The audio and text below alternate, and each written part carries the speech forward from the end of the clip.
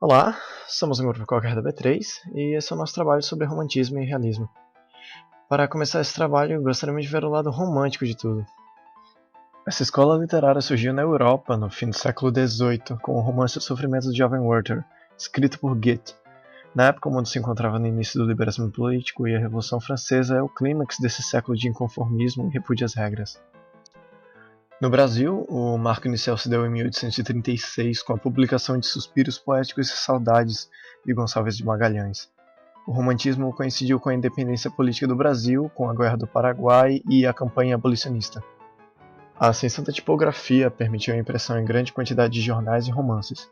Esses romances eram chamados de romances de folhetim, pois eram publicados por partes. Com a popularização dos folhetins, a literatura alcançou outras camadas sociais mais baixas e principalmente as mulheres. O romantismo brasileiro conta com 3 gerações, vejamos. A primeira geração é conhecida como nacionalista ou indianista. Os poemas apresentavam lirismo, subjetividade, sonhos, exagero. A mulher era idealizada, tratada como uma musa, mas nunca tocada. No Brasil, os textos eram voltados para a exaltação da cultura indígena, como Guarani e Iracema, onde o índio é retratado como um herói romântico. Da primeira geração, temos o autor Antônio Gonçalves Dias, que nasceu em Caxias, Maranhão. Quando foi estudar direito em Coimbra, conheceu alguns escritores românticos portugueses com quem estabeleceu relações importantes. Ainda em Portugal, escreveu sua famosa poesia Canção de Exílio. A segunda geração é chamada de Mal do Século e foi influenciada por Lord Byron, importante poeta inglês, com poemas ligados à tristeza humana e à melancolia. Os textos tinham características individualistas e egocêntricas, com negativismo, dúvidas e desilusões, e o principal é a exaltação da morte. Dessa geração, o autor mais conhecido é Álvares de Azevedo, que nasceu em São Paulo e estudou na Faculdade de Direito, porém não chegou a concluir o curso. Faleceu jovem, aos 21 anos, vítima da tuberculose. Enfermo, desenvolveu verdadeira fixação com a própria morte, escrevendo a respeito da passagem do tempo, do sentido da vida, do amor. Seu livro de poesia, Lira dos 20 Anos, carrega consigo a melancolia de um poeta empenhado em expressar seus sentimentos mais profundos. Apesar disso, a morte é encarada como uma trégua para sua dor. Se eu morresse amanhã, viria ao menos fechar meus olhos, minha triste irmã. Minha mãe de saudades morreria, se eu morresse amanhã. A terceira geração é a Condoreira. Ela é caracterizada pela poesia libertária, influenciada pela obra de Victor Hugo, autor de Os Miseráveis. O símbolo dessa geração é o condor, ave que representa a liberdade. Os poetas dessa época também buscavam uma poesia social em que a humanidade trabalha por igualdade, justiça e liberdade. Dessa geração, temos Antônio Frederico de Castro Alves, que nasceu no dia 14 de março de 1847 na Bahia. Também cursando direito, Castro Alves era conhecido por ser um poeta defensor das causas abolicionistas. Em 1866, ele escreveu a peça teatral do gênero dramático Gonzaga ou A Revolução de Minas.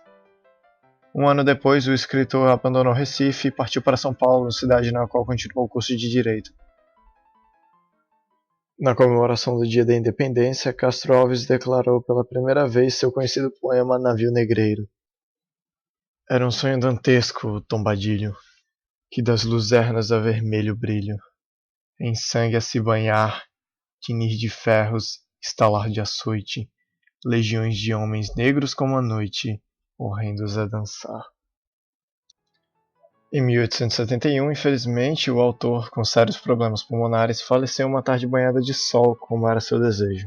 Com isso, podemos começar agora o realismo. Na segunda metade do século XIX, com a publicação de Madame Bovary na França, surgiu o realismo. Essa escola literária foi influenciada pelos ideais do liberalismo e da democracia, em meio a uma época de transformações no aspecto social. O surgimento da desigualdade econômica e o aparecimento do proletariado contribuíram para a necessidade de obras que mostrassem a realidade de vida. No Brasil, o realismo começou em 1881, com Memórias Póstumas de Brás Cubas, de Machado de Assis, e O Mulato, de Aloysio de Azevedo.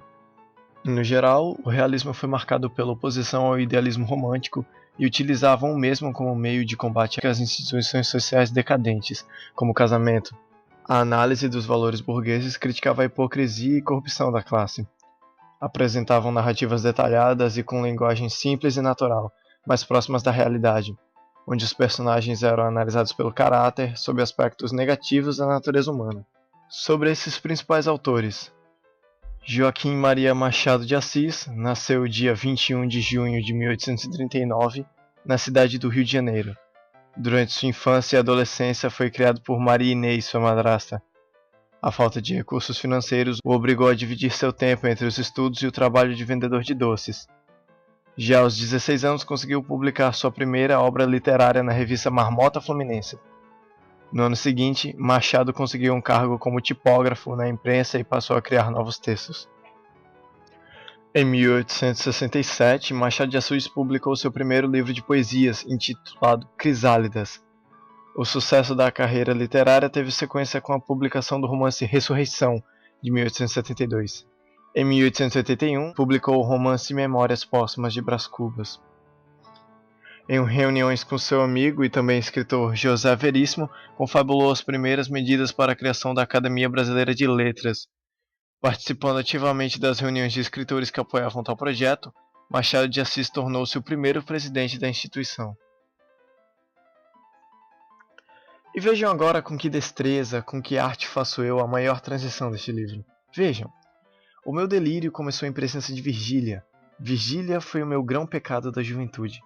Não há juventude sem meninice, e meninice supõe nascimento. E eis aqui como chegamos nós, sem esforço, ao dia 20 de outubro de 1805, em que nasci. Viram?